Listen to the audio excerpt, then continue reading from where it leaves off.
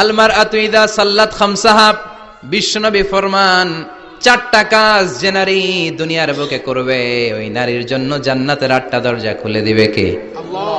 এক নম্বর আল মারআতু ইযা সাল্লাত খামসাহা, 5 ওয়াক্ত নামাজ যে মেয়েরা পড়বে, সামাত শাহরাহা, যারা রমজানের রোজা রাখবে, আতাআত বালাহা, স্বামীর আনুগত্য করবে, হাফিজাত ফুরুজাহা, লজ্জাস্থানের হেফাজত করবে।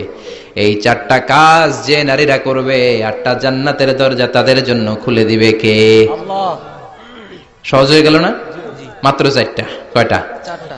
আরো জোরে বলেন কয়টা? 4টা। মাত্র 4টা কাজ। আর কিছু কাজ করতে বিশ্বনবী নিষেধ করেছেন। জামার উপর দিয়ে পারফিউম মেখে যেতে নিষেধ করেছেন মুহাম্মদ সাল্লাল্লাহু আলাইহি ওয়াসাল্লাম। আইয়ুমা ইমরাআতিন ইস্তা'তারাত, যেই মহিলারা পারফিউম মেখে বের হলো পুরুষদের দৃষ্টি আকর্ষণের জন্য, কিয়ামতের দিন জিনাকারিনীদের কাতারে ওদেরকে দাঁড় করাবে কে? আল্লাহ। অনেক মহিলারা আছে ঝাঁঝালো পারফিউম দেয়, আছে না? টেম্পুর মধ্যে বসাই যায় না, না?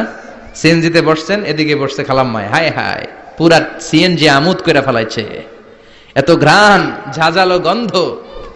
জানিয়া নিষেধ করেছেন। পরচুলা লাগাতে নিষেধ করেছেন। পরচুলা চিনেন? আলগা চুল, এই আলগা চুল লাগানো নিষেধ। পুরুষদের জন্য নিষেধ, নারীদের জন্য নিষেধ। অনেক ছেলেদের টাক মাথা আলগা চুল লাগায়, আছে না নাই? শাহরুখ খান সাজতে চায়, হিরো আলম সাজতে চায়। হিরো আলমের মাথাতে চুল আছে অনেক, না? আচ্ছা। আবার অনেক নারীরা পরচুলা লাগায়। মায়েরা নিষেধ। ব্রু প্লাক নিষেধ করেছেন মুহাম্মদ সাল্লাল্লাহু আলাইহি ওয়াসাল্লাম। আবার ইসলাম একটা ড্রেস কোড দিয়েছে। 4টা নিয়ম মেনে যদি নারীরা ড্রেস পরে যে কোনো ড্রেস পরতে পারবে, কবুল করে নেবে কে? আল্লাহ। মায়েরা খেয়াল করে শুনেন, আপনাদের ড্রেস কেমন হবে? নাম্বার 1, আপনার পুরো দেহটা ঢাকা থাকতে হবে। যে ড্রেস পরবেন you should cover your whole body. শুধু হাতের এই 2 কবজি আর চেহারা খোলা রাখতে পারবেন, তবে চেহারা ঢেকে রাখা উত্তম।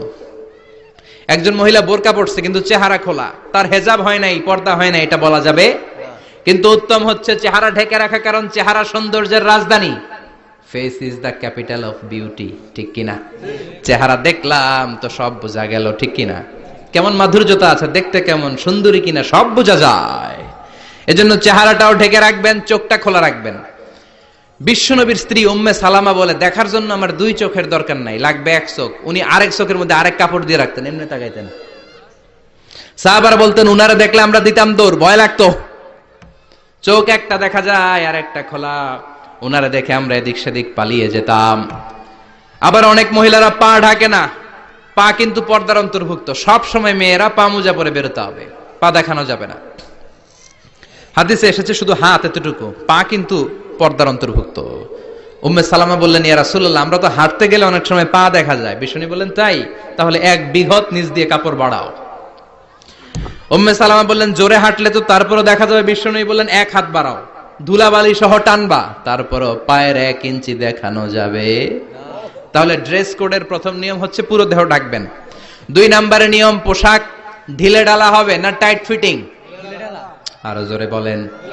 আছি আমরা কোন জামানায়, লাজ শরম গেছে হারায়, পাতলা শাড়ির বাহার, পাখি ড্রেস লেহেঙ্গা, পোশাক দেখে নারীর লাজে মরে যাই, হায় হায়। আছি আমরা কোন জামানায়, লাজ শরম গেছে হারায়, ঠিক কিনা? লাজ শরমের বালাই নাই। ঢিলে ঢালা হবে, টাইট ফিটিং হতে পারবে না। মোটা কাপড়ের হবে। এই যে আমার জুব্বা দেখছেন, আমি মহিলাকে পোশাক পরে ফেলেছি কিন্তু হেরা পরে না, এরকম মোটা হবে। মোটা কাপড়, কিচ্ছু দেখা যায় না, বাইনোকুলার দিয়েও দেখা যাবে না। আবার ঢিলে ঢালা আছে না নাই? আমরা পুরুষরা যে এটা পরি, এটা দিয়ে 3 মহিলার কাপড় হয়, ঠিক কিনা? কাপড় পরতে চায় না তারা, ওদের পোশাক আমরা নিয়ে নিছি। তার মানে ঢিলে ঢালা হবে, মোটা কাপড়ের হবে, টাইট ফিটিং হতে পারবে। আবার পুরুষদের পোশাক হতে পারবে। এই 4টা নিয়ম মেনে যে যেই ধরনের পোশাক পরেন, চাদর পরেন সমস্যা নাই, শাড়ি পরেন সমস্যা নাই, ব্লাউজ পরলে ফুল হাতা পরবেন সমস্যা নাই, মেক্সি পরলেও সমস্যা নাই, বোরকা পরলেও সমস্যা নাই, কিন্তু পোশাকটা শালীন পোশাক হতে হবে। কি পোশাক? সবাই বলেন, শালীন পোশাক। পুরুষদের পোশাক